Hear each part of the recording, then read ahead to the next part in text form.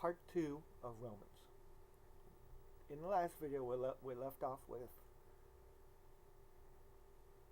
a statement. To the obedience that comes from faith. It was the very end of Romans 1:5. You can pause the video and jump to there so you know what I'm talking about. We've heard many of the words of faith being this, faith being that. Faith being the evidence of things unseen, etc., etc. I think the reason that the Bible, in some parts, doesn't impact people the way it really should is because we don't connect emotionally to it. We don't, at times, make it connect to our lives. And I think that's something we really need to do. We really need to, as we read the Bible, the stories of the Bible and the scenarios that occur in the Bible, connect it to something that has occurred in our life. So, the statement, the obedience that comes through faith. Let's examine that just for a moment. Faith is believing in God. Now, faith goes beyond that. Faith isn't just believing in God. Faith is also repenting of your ways. To repent means to do a 180. Means whatever direction you were headed in, you go the opposite direction. If you were of the world and living of the world, to repent would be to choose God's way and turn away from the world.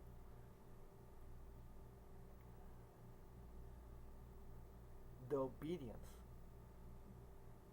that comes from faith. Now, that statement in itself, to me, and this is just my opinion, but I'm sharing it with you guys because maybe it may help you, maybe it may not. I don't know. To me, it boils back to the statement, lean not on your own understanding.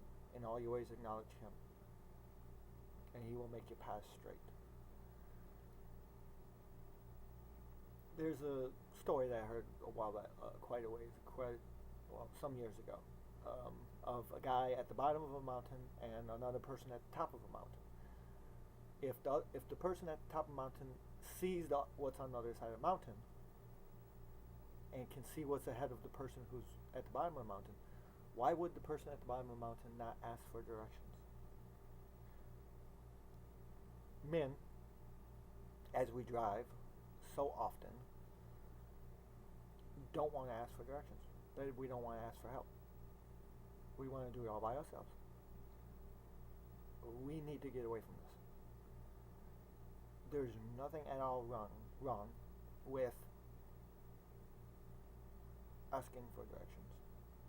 In fact, the Bible states those who seek correction, those who seek admonishment, those who seek God, those who seek to grow, they are the strong ones. They are the ones that God will lift up and protect and make into positive people in your lives. Now, I'm sure many of you have people in your lives that you're watching them and you're like, how is this person doing this? How is this person, no matter what life throws at them, no matter what happens, they're seeming to keep a positive attitude about it? It's because those people know in their lives how to find the calm in the storm. The storm, we can't stop it at times. God can stop it, but He doesn't always do that. Sometimes He stops the storm from hitting us like a tornado. Sometimes He makes it go around us or skip us. Other times He grabs hold of us real tight and we cling to Him and the storm passes over.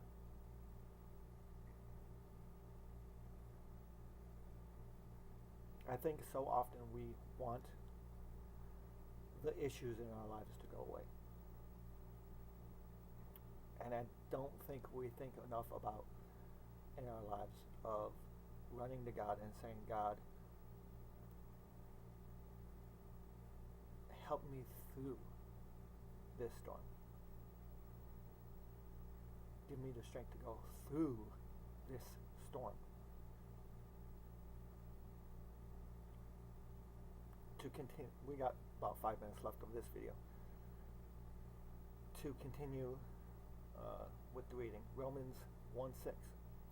And you also are among those who are called to belong to Jesus Christ. We are called to belong to Him.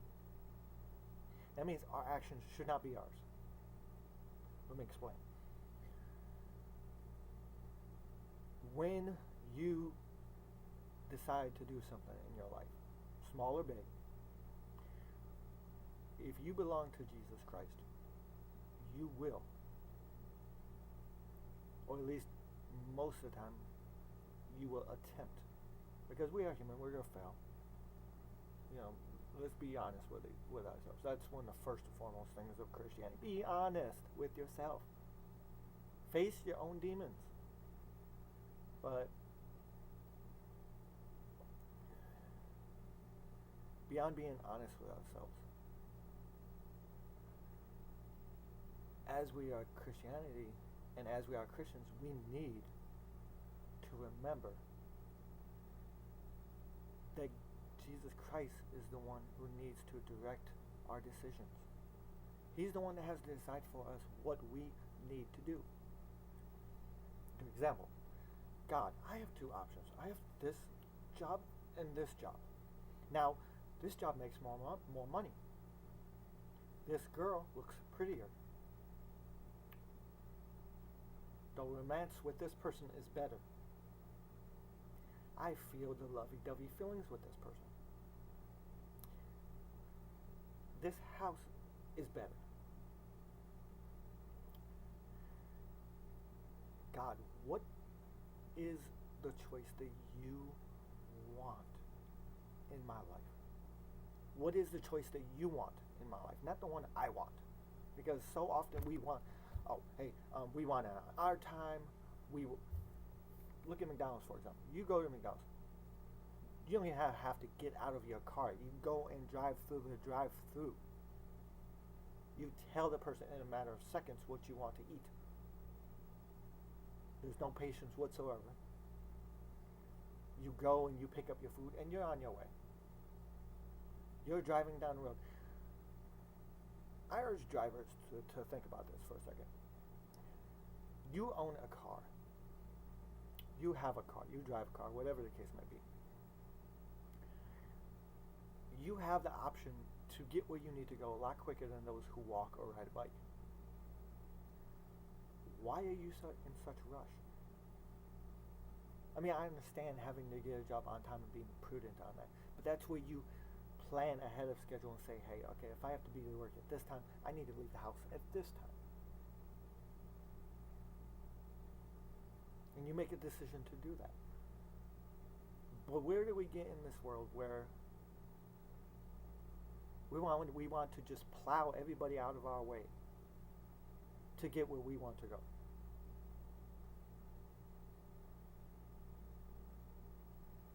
We don't need to do that.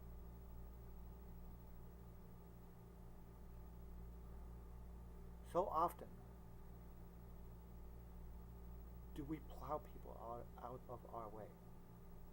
Oh, well, I want to hear your story, but it's taking up too much of my time. I want to share my faith with you, but I need to be somewhere else. I want to do something good for you, but can't really do it because it'll take up too much time or too much money or it'll take me out of my comfort zone. In this video, I'm in this video with this statement.